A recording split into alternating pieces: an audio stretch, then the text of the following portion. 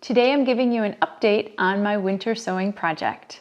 It's Jody with All About the Harvest, and today is June 7th, and I planted these back in February. I will link the video to how to plant them here, and then I will also link my May update here as well.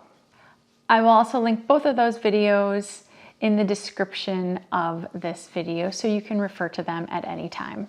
So it's June 7th, like I had mentioned, and we're in Wisconsin. So I had four different plants originally that I had planted. One of them, the white bunching onions I talked about in my May update, that tipped over a couple times in the winter and that never did seed. So that never did take, but these plants have taken. Now, it's June 7th. In the last few days, we have had 90-degree weather.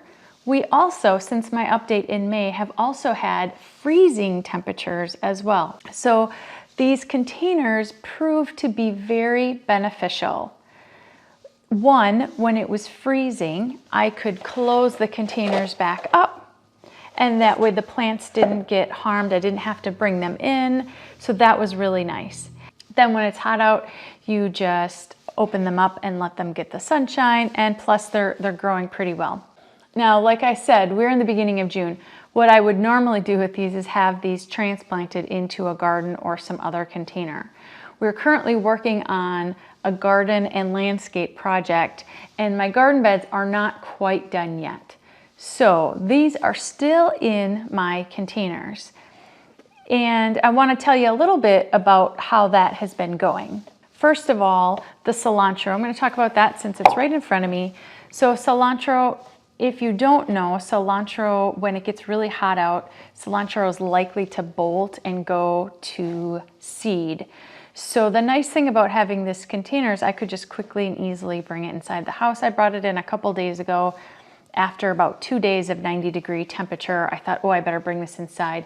And if you can see, some of these leaves here already look like they're getting ready to go to seed. It hasn't flowered yet, but usually when they change to this fine kind of parsley-looking leaf, then it goes to seed. Now, I already harvested 2 times off of here. I made some fresh salsa, and I harvested off of this. I'm happy with the cilantro plant, and I know with cilantro, one of the keys and tips that they say with cilantro is because it bolts with that warm weather, is it's more of like a spring, early summer, and then like fall type of a plant. It likes that cooler temperature, and a lot of people will seed it throughout the growing season so that they're always getting some fresh cilantro.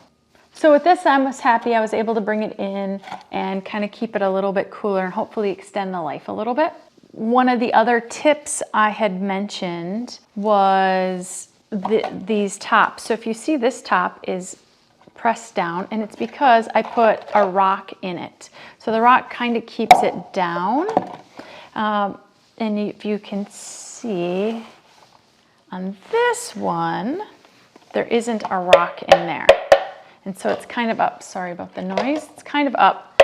So when you put the rock in, it keeps it down, which is nice. I wanted to just show you the difference there. So that's a nice little feature that you can have for when you want to keep it open. Now we'll go into this. This is the mezclin mix.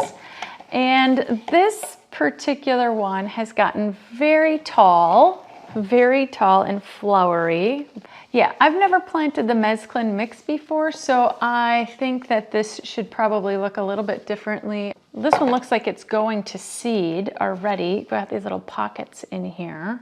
Obviously, probably should have been transplanted, and I haven't harvested anything off of this one. One of the other things I wanted to mention was, remember in my May update, I was talking about the duct tape, and it was so difficult to get off of these particular plastic containers. These are juice containers. Yes, it still is difficult to get off of these. It was very difficult to get the duct tape off of them. It wasn't just that one, it's just how it is. But again, on the milk carton, it was super easy to get off. The sticks that are inside, that I placed inside, I can still read and everything's fine with that. I could read on the duct tape as well, but of course once you take the duct tape off, then you can't see what the name of the plant is. So that was nice to have both of those. And then we have the last one here, and this is our salad mix. This is it's lettuce, a gourmet blend of lettuce. And this looks wonderful. Hopefully you can see that. This looks really great. This did awesome. So I basically had this open except for those few nights that it got to those freezing temperatures. Then I just closed these off. I didn't retape them. I just put the top on and they did fine. And then for water, I have been, especially now, as it's so hot, I have been watering them. This will need to get moved into that garden ASAP. I have not harvested anything off of this yet, although I probably should start. But this looks great. So you could just grow things in containers if you really wanted to. I mean, just small containers. It would be better to put this in a little bit bigger container, but this has been proven to be a pretty fun experiment. I wish I would have done more containers for winter sowing this year. I just wasn't sure when my garden beds would be ready, and I didn't want to have a ton of these plants all over and then no real good place to put them. So for next year, I'm definitely planning on doing a lot more plants in the milk jugs outside for winter sowing. So I'm already saving each one of our milk jugs. I'm saving any of the water or the water jug containers. If we have any of those, I'm saving them just so I can be winter sowing, and then I don't have to worry about hardening them off because Mother Nature is doing it for me. It's just wonderful. This has turned out really, really great. And even though it's June 7th, we still, I mean, these are still doing really well. Yeah, I'll definitely do this for the garden for next year. And I think I'm also going to try it with flowers. I know you can do it with flowers. I haven't done that in the past, but I think I'm going to try it with flowers as well for next year. For more gardening tips and tricks, be sure to like All About the Harvest on Facebook and Instagram. And subscribe to my channel on YouTube and hit that bell button to be notified when I post a new video each Wednesday. If you found this video helpful, please give it a thumbs up. If you know someone that's interested in winter sowing, please share this video with them. Also, comment below and let me know what winter sowing questions you might have.